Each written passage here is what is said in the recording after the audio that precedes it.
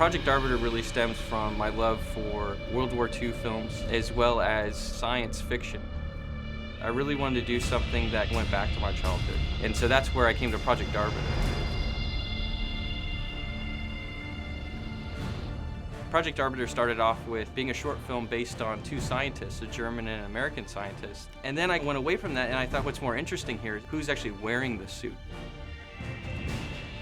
I started developing a story after, I'd say, about 8 months in, and came up with about a 20-page script for Project Arbiter. It actually had a lot of very interesting science in it and made me much more interested in the project. My father was in World War II. I know a little bit about the war itself. And then I got different versions of the script as it grew. It was like, yeah, this is great, man. You got to let me be a part of this. I don't care what I have to do. And luckily, he gave me a pretty good role, I think. The secrets and the technology that came out of this massive war, and to have Mike's spin on it and his imagination in this era was extremely exciting. And then when we really started getting into the sci-fi aspect, and I've been in sci-fi fantasy my whole life, it was like, wow, this is, a really cool story, has the potential to have some high production value. It would be really, really challenging and cool if we were able to pull something like this off. Really the first person to come onto the project was Robert Simons, helping me develop out the character. So I went online to DeviantArt, typing in suit of armor, and the coolest looking stuff came up just with this one guy. Everything else was cool, but his was extremely awesome. And so I sent him a couple emails, we got to talking. I'd say about 3 good months, we started developing out this character. And it's always been about him being a Grim Reaper meets, a suit of armor. Mike was the first, probably most imaginative person I've ever worked with. And he literally just gave me file after file after file, zips of just research images that he had. And it was just amazing. I was like, wow, I've never worked with anybody who's done this for me before. And I was able to just sit down to that and go, okay, I know what he wants after he described it to me. I can then take his research and do my drawings. And as a result of that, I was able to work really fast from Mike. Just getting that first board from Robert Simons of the concept art for the suit, it just, it floored me.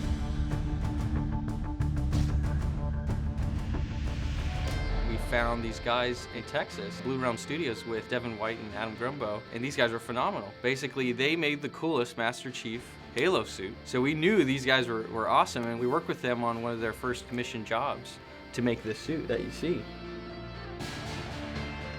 When I first saw him walking down the hill, he looked exactly like my painting. And then he started turning and moving, and there was all this life coming to it, and it was just weird to see the thing I drew come to life, literally.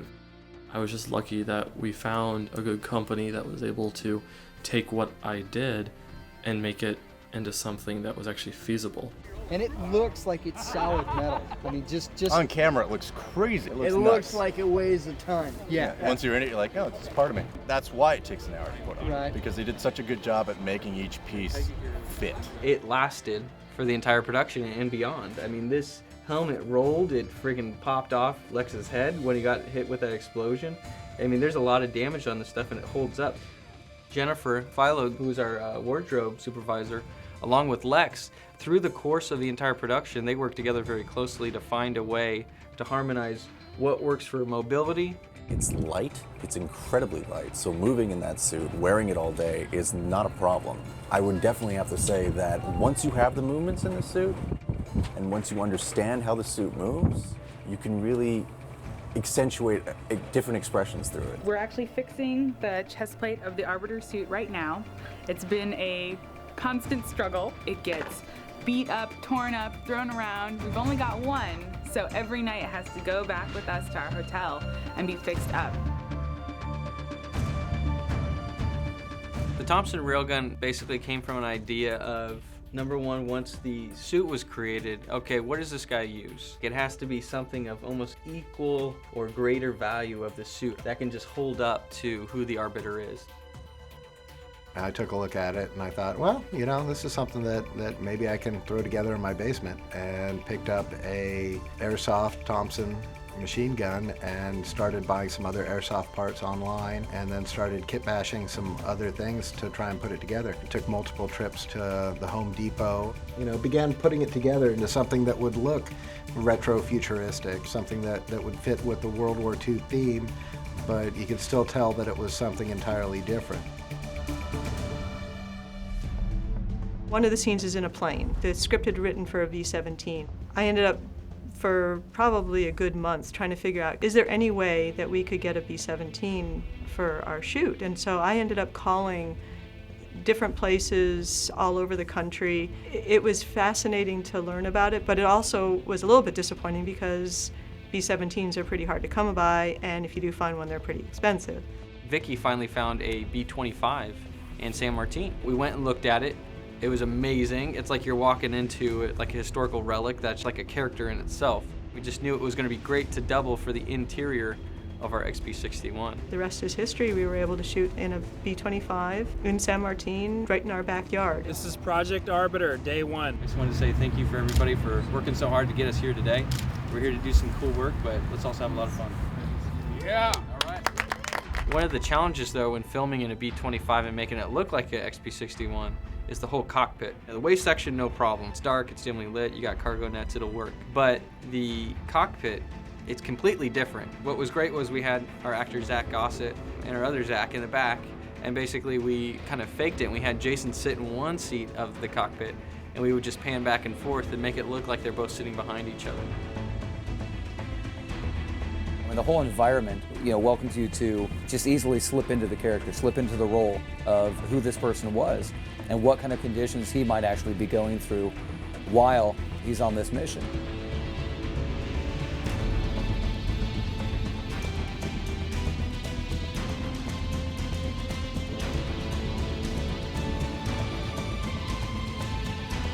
I've been wanting to wear one of these since I was 10. This is basically taking us out of the Nazi villa where you passed over, back into the plane, into your scene where you're prepping him to jump. It's all about you. When we were shooting in the B-25, there was a lot of very small spots that I needed to get into in order to get the shot that we needed. We were tucked pretty tightly into the tail section of the plane numerous times trying to get some of the shots. Spacious. It's exceedingly spacious. It was extremely hot, however. The sun was beating down on it and you couldn't keep your hand on the ceiling of the plane for more than a second or two. As long as we were sitting down or not moving, it was just about tolerable, but as soon as you stood up or started moving around, the sweat started dripping off us.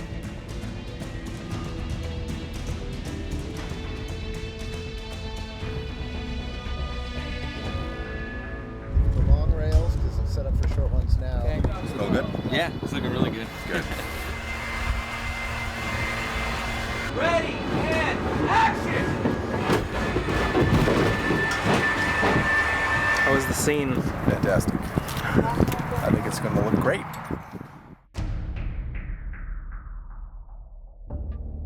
We are fortunate enough to have the Petaluma location very near where most of the filmmakers live.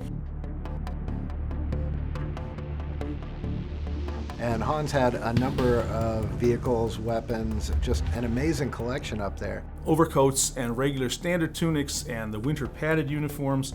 And I have a contact in Ukraine who's been finding things for me. So I have 28 pairs of boots that we can use for both the German and the Russian side. A truck, which they're going to use in the end scene, and that's a 1945 period truck. There are German half-tracks out there. It's great to see this stuff come all alive because there are racks and racks of uniforms in the basement, and now they're actually on people. And they're being used in realistic roles. And they're being used by great actors. Hans was also trying to put together a movie of his own.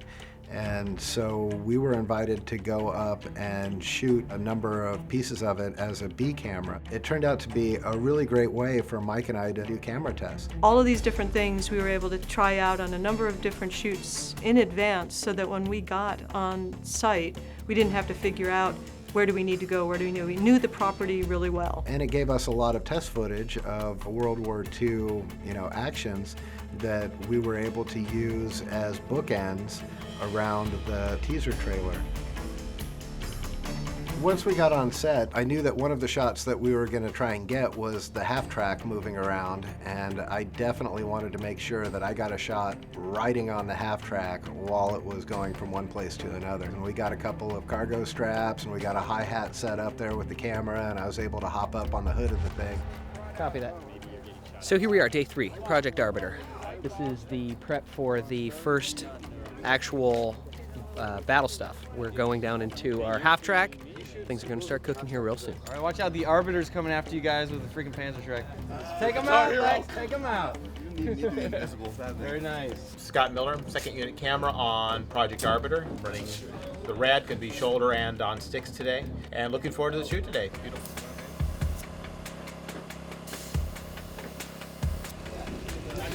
The only thing you have to remember, like if you sound the alarm, it's an alarm situation, so you guys haul ass to the half track. Go, go, go! Yeah, we're basically starting with the coverage inside of the half track. Here we go! Action! Mulholzen. Hey! Been cramped in this thing for about the past hour and a half. But now it's loosened up and we just got a couple people in here and we can breathe again. Scene 30, last shot of the day, big setup. What we're doing here is just putting some chemical gas generators in the ground for the purpose of simulating artillery hits. It's just going to throw some dirt in the air. Day 4, we just wrapped, and the explosions were amazing. Take 5. You were running right past this stuff. Awesome job, dude. Good day. Yes. Good day. Good day.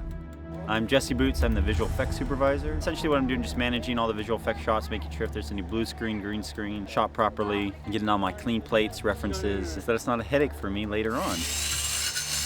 We knew very early on that the look of this film had to be of an extremely high production value. And that came from a lot of different venues, but it really was channeled through Tracy Hayes, who's the production designer. She had an amazing team behind her. Wardrobe with Jennifer, all the way down to Florian Graff, who helped Robert Simons create the schematics, to the rest of her team like Ellie, Jesse, Brandon. We're prepping for painting right now. And probably in 3 days when you come back and take a look around the room, it's going to be a completely different room. All the scenes that take place in the office are very intense, dramatic, key moments in the film that impact the character for the rest of the film. So I knew going into it, we didn't want the space to be too large because it means more furniture and more money to spend. So we contained it by putting what's called a flyaway wall halfway through the room. And then from there, we started talking about, well, what would be in his room? What's the process behind the character? How does he think? What's his favorite book to read?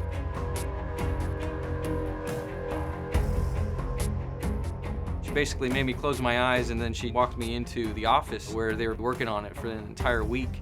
And I looked around at this room I'd saw many times prior, and then I looked at it and it was just a fully furnished German office. Let's give it up for the art department, everybody. Nice. Day 7 update, Project Arbiter. We're doing a little blood testing later for Heinrich's head explosion. This is a air cannon, a handheld portable air cannon, and I'm loading it with blood, fake blood.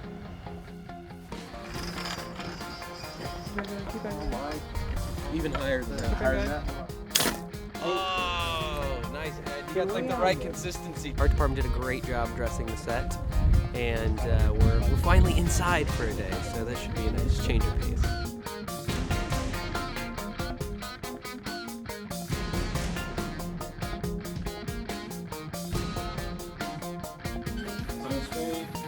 Rolling.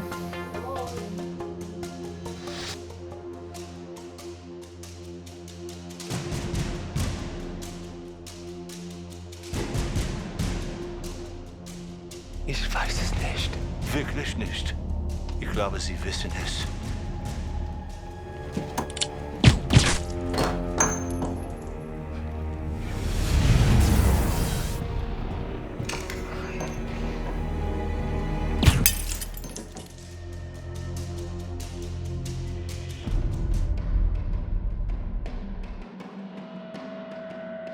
In terms of the design of the room, I knew that I wanted it to function as a testing facility as well as a torture chamber. And in order to achieve this, my team and I aged everything in the room from the walls to the door. We're using a tint that kind of impersonates rust, and we're just putting it where the screws are, and we're going to add water to it since it's a water-based solvent. So it runs. And the set decorator Ella DeCampo found some amazing antique test tubes, glass speakers, and needles of various sizes that we covered in fake blood to allude that the Nazis had been conducting tests for a very long period of time.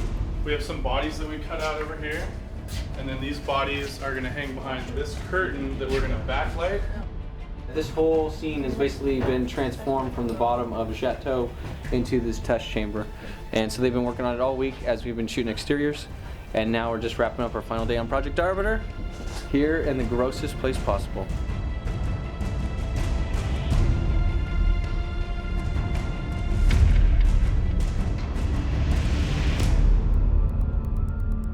And today we're just making Tara look like she's dying because she's the victim in the torture chamber.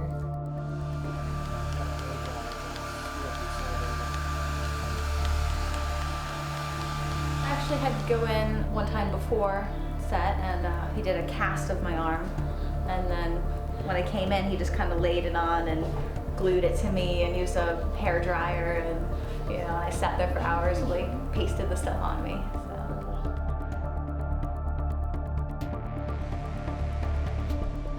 When they look back down to Tara and she's talking, I'll take it. And then Try to play it down this way, down to your left, a little bit towards the camera. Okay. Yeah. It's gonna be good. Like here, right? Hey, here we go, guys. Lots of energy and action.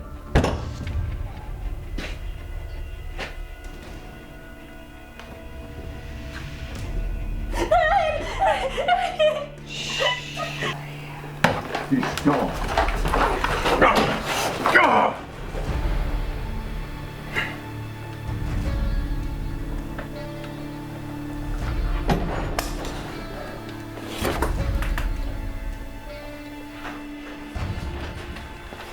Cut, that was it. All right, great, guys. Just got through rolling a few takes of the Ulrich death scene. All right. And I gotta tell you, man, Lex is bringing it, and it feels so real. It's great. I can feel like his handprint's still on my neck. It's fun. I love it. He's slammed up against the wall. Now I'm ready for the cabinet to crack.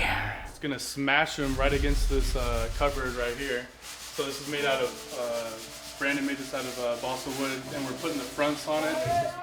Scene 51 money, take 4, let's do it. Mark, action. It's open! To shut up, man! You think this is a game?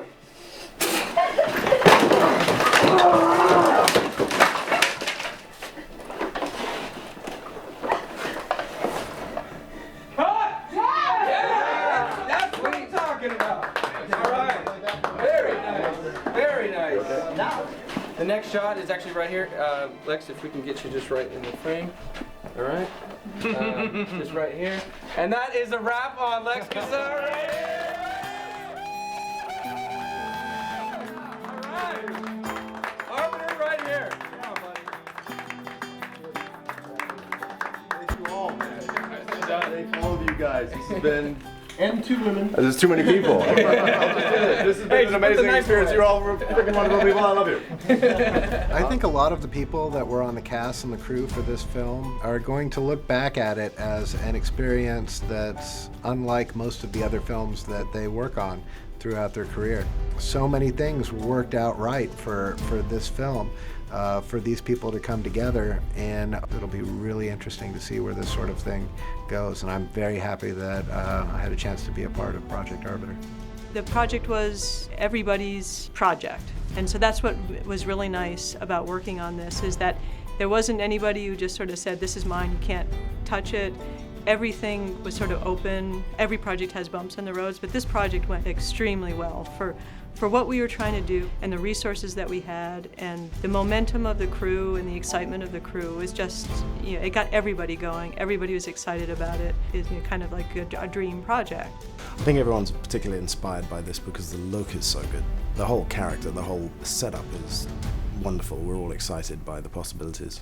That's a wrap. We made a movie. I know, we didn't make a movie, we made an epic, buddy. Working on Project Arbiter as a writer and director has been a dream come true to me. Really, one of the biggest challenges was just shooting a movie of this scale with so many moving parts like vehicles, prosthetics, fabrication, all those different effects in different departments coming together within such a condensed time frame. But since everyone had so much enthusiasm and really knew their jobs and knew this story so well ahead of time with our production meetings, It's just amazing to see what we've accomplished, not only with, you know, just the great visuals, but really with the character development and just the overall story and essence of what Project Arbiter is and what it means to be someone who has the ability to go invisible and what you really do with that choice.